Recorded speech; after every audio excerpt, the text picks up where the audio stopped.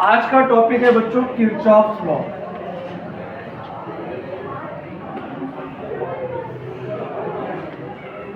इस पहले इग्नोर करना किरचॉफ की, ठीक है। देखो किरचॉफ ने, एक साइंटिस्ट ने इलेक्ट्रिक सर्किट के रिलेशन में दो लॉ दिए थे। पहला लॉ था संधि का नियम। किसका नियम? संधि का नियम, जिसे बोलते हैं जंक्शन रूल। कौन सा रूल? Junction rule. इसी का एक और नाम होता है धारा का नियम। धारा का नियम, करंट लॉ। किरचॉफ का जो पहला नियम है उसे हम लोग ऐसे ही बोलते हैं KCL, किरचॉफ करंट लॉ। सबसे पहले तो ये किस संरक्षण पर आधारित होता है? तो कंजर्वेशन ऑफ चार्ज, यानी किसके संरक्षण पर? किरचॉफ फर्स्ट लॉ जो होता है उसमें चार्ज कंजर्व रहता है, यानी कि आवेश का संरक्षण होता है। होता क्या है ये समझ लें। जंक्शन का मतलब बच्चों एक ऐसा पॉइंट जहां पर कम से कम दो तार जुड़े। अभी अगर आप देखेंगे, हम पूछेंगे यहाँ कितने तार हैं, तो आप लोग बोल दोगे दो, बट एक्चुअल में यहाँ एक तार है। अगर इनके एजेस को ऐसे खींचा जाए, किनारों को अगर पकड़कर खींचा जाए तो सिंगल वायर बन जाए। अब यहाँ पर अगर दो तार को ऐसे खींचोगे तो कोई ना कोई एक तार नीचे रह जाएगा। तो अब ये बन गया जंक्शन। जंक्शन का मतलब हिंदी में बोलते हैं क्या? संधि। तो किरचॉफ के प्रथम नियम के अनुसार संधि का नाम मैंने रख दिया O। किसी संधि पर मिलने वाली सभी धाराओं का बीजगणितीय योग शून्य होता है। किसी संधि पर मिलने वाली समस्त धाराओं का बीजगणितीय योग शून्य होता है।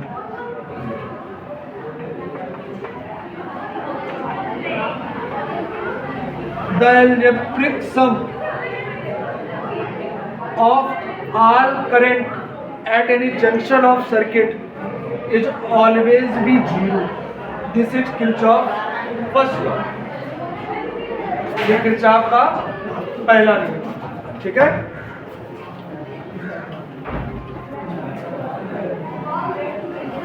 अब बात करते हैं आगे। एक नंबर का क्वेश्चन ये पूछा जाता है कि ये किसके संरक्षण पर आधारित है? तो आवेश संरक्षण पर, कंजर्वेशन ऑफ चार्ज। अच्छा, यहाँ पर कौन सा करंट पॉजिटिव लेंगे, कौन सा करंट निगेटिव लेंगे, वो डिपेंड करता है हम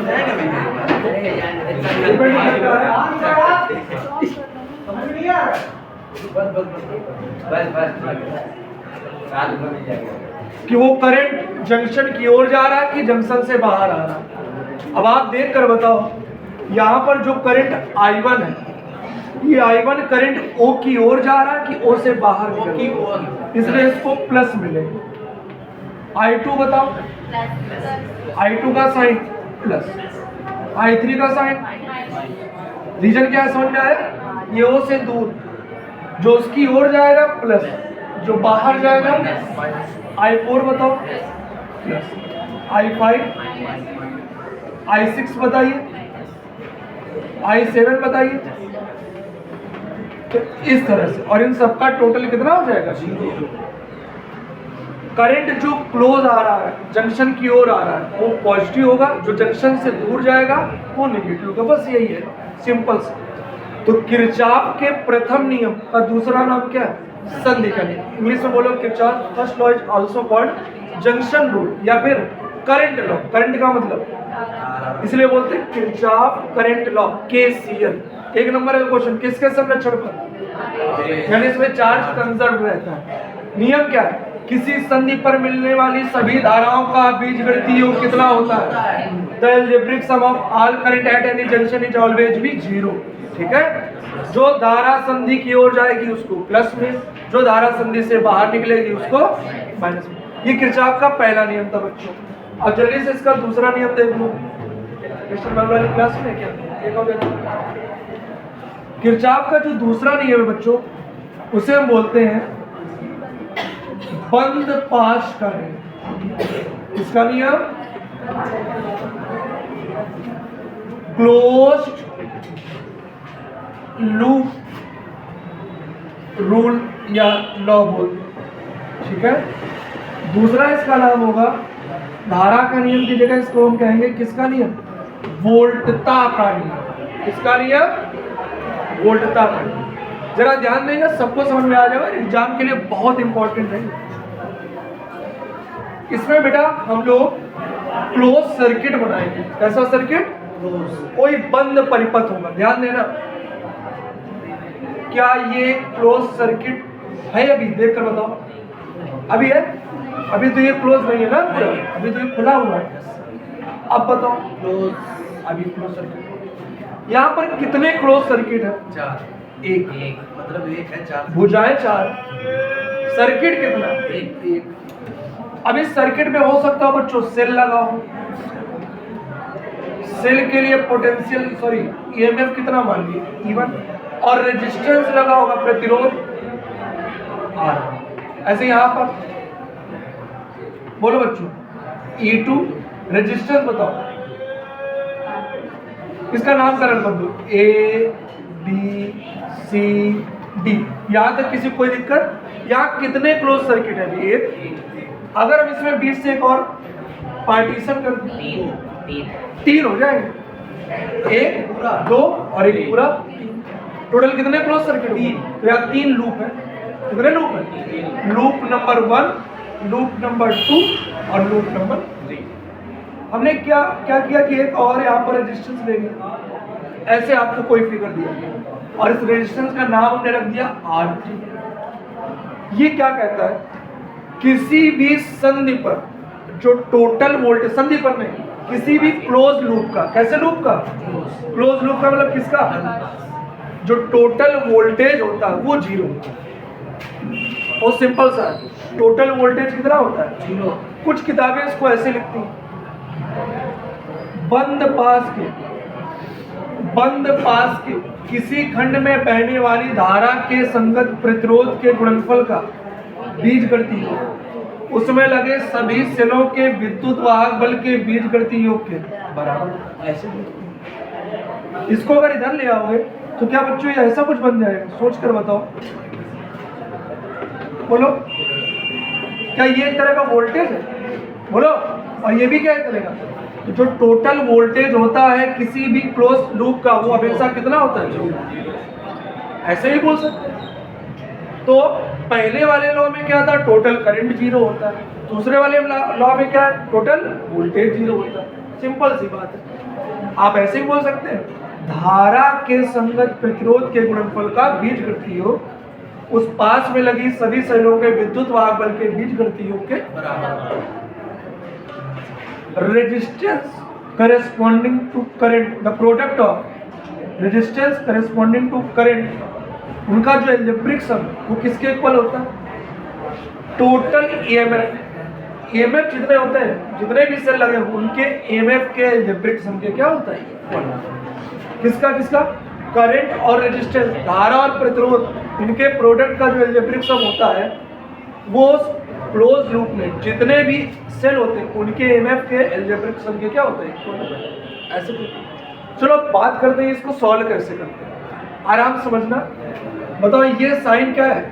प्लस, और ये जिस साइन की ओर बढ़ोगे, अगर प्लस से माइनस जाओगे तो माइनस लेना, और माइनस से प्लस जाओगे प्लस। बस ये 2 बातें याद रखो। बाकी जितने भी रूल है उनको किनारे कर दो। बहुत सारे रूल है कि क्लॉकवाइज पहले लूप में, दूसरे में भी क्लॉकवाइज, ठीक है।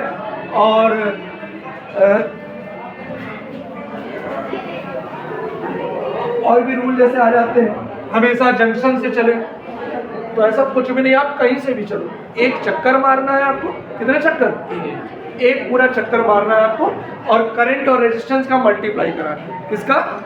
और अगर ईएमएफ आए तो उसको ऐसे रखना, समझना। जैसे पहले लूप का नाम बताओ, इसका नाम रख दिया ई और एफ। पहले लूप का नाम बोलो, A B F E A, एक चक्कर कब होगा? ए बी एफ ई ए, या फिर B F E A B, या फिर ई ए बी एफ ई। अभी क्लॉकवाइज चल रहा है, ऐसे भी चल सकते हैं, एफ बी ए ई एफ, जैसी आपकी। तो लूप नंबर फर्स्ट नाम बोलो कोई। हमने मान लिया ए बी एफ ई, है ना, इन लूप, मतलब इस लूप में कुछ बच्चों सबसे पहले सेल से प्लस वाले से हम करंट निकाल लेते हैं, और जितना करंट निकालते हैं माइनस में उतना इंटर करा देते हैं। जैसे हमने इससे करंट कितना निकाल लिया बोलो, तो इसके माइनस में वापस कितना भेज दिया, जितना निकाल लिया उतना माइनस में। बोलो बात समझ में? ऐसे इससे हमने कितना निकाल लिया, मतलब वापस भी कितना, इतनी बात क्लियर हुई। अच्छा, रेजिस्टेंस के जो सिरे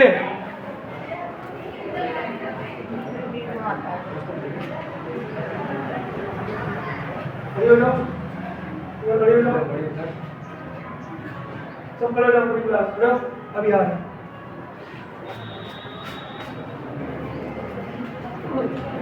देखो in loop A B F E A B F E A, आपने करंट शो कर दिया। बताओ यहां से कितना करंट निकला, तो इसमें भी I2 और इसमें भी नीचे वाले पार्ट में I2, इधर से I1, ये I1 ये I2, ये जब दोनों मिल गए तो बच्चों यहाँ क्या I1 प्लस I2 हो जाएगा।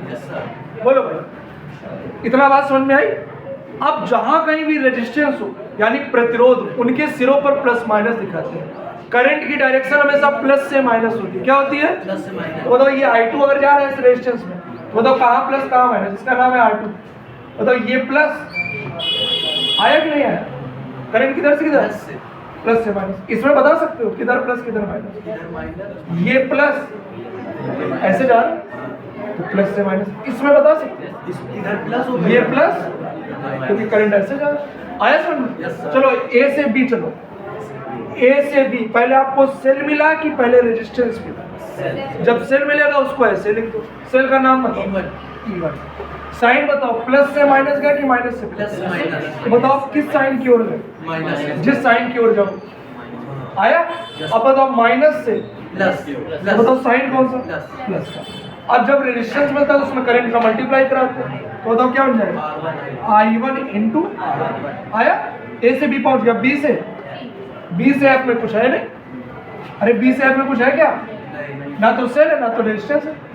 एफ से ई में देखो, माइनस से प्लस की प्लस से माइनस, माइनस से प्लस तो प्लस आएगा, plus sign.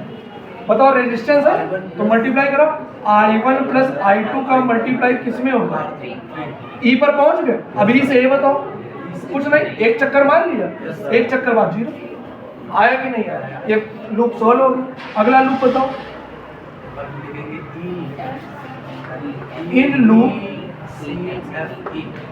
E F C D E आया कि नहीं आया? चलो इसको सॉल्व किया जाए। E से F, साइन बताओ, साइन माइनस, करंट बताओ I1 प्लस I2 और रेजिस्टेंस कौन है? E से F हो गया। F से C देखो, C से D minus minus I2 into R2 और इधर प्लस E2 और D से कुछ नहीं, एक चक्कर हो गया। अब जरा चेक करो, देखना आएगा भाई। हमने आपको क्या बताया था? Sigma I R is equal to sigma E, यही आएगा। चेक कर लो चार, क्या ये आई आर है? देखो ये भी आई है। इनको ये रखो तो ये बन जाएगा I1 R1 plus I1 plus I2 into R3 और इसको उधर भेज, तो क्या प्लस का E1 हो गया? देख लो जरा लूप में, पहले वाले लूप में यही लोग तो थे केवल, I1 करंट के साथ R1 और I1 प्लस I2 के साथ R3 और सेल तो केवल एक ही था E। आ गया आंसर। इसमें बताओ, इसको भेजो उधर, I2 R2 प्लस में हो गया, इसको उधर भेजो, प्लस का I1 प्लस I2 इंटू और उधर बचा केवल कौन आया कि नहीं है, ये भी सॉल्व हो। ये था आपका कौन सा लॉ, सेकेंड लॉ, यानी कि लूप लॉ। बात समझ में आई कि नहीं है? इसी से सारे न्यूमेरिकल सॉल्व हो जाते हैं। ये किस पर डिपेंड करता है? तो ये एनर्जी कंजर्वेशन। एनर्जी कंजर्वेशन का मतलब ऊर्जा संरक्षण पर। किस पर?